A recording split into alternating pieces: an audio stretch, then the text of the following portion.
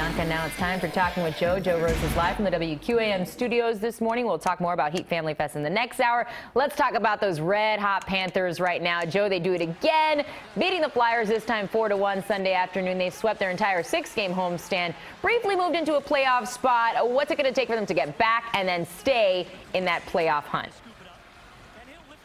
Can you imagine what they've just done? I mean, it's something. It's one of the greatest homestands in the history of that franchise. To win 6 straight home games, 5 of them that are teams that are in the playoffs right now in the Eastern Conference, just playing unbelievable. The good sign is their best players are playing like it. Roberto Luongo, back from injury, is unbelievable between the pipes. And then you look at Barkov and some of the other guys that are just playing out of this world right now, playing with great confidence, have jumped out early leads in all these games.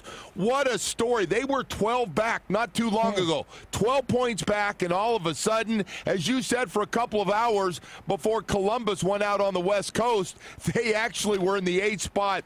They got to feel really good. There's still a lot of games left. They got to go to Tampa Bay. They're really good. Then they come back home. A lot more home games coming up, and they seem to really like that home cooking.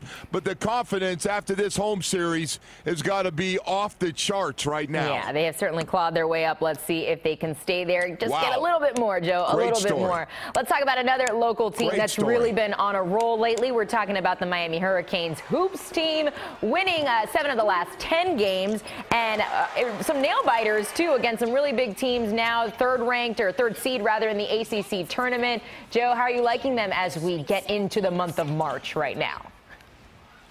Well, winning all those tight ball games, winning those last 4 to become a 3 seed in the ACC is very impressive.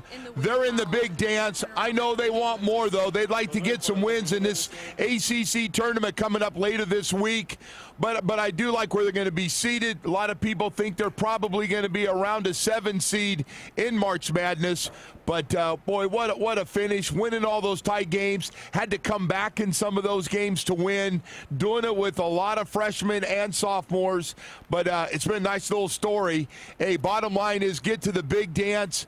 But being a 3 seed in that ACC will give them an opportunity to at least win 1 game. Yeah, playing with freshmen and sophomores and without one of their best players. So props to them. We're going to keep an eye on what they're doing throughout the rest of this month.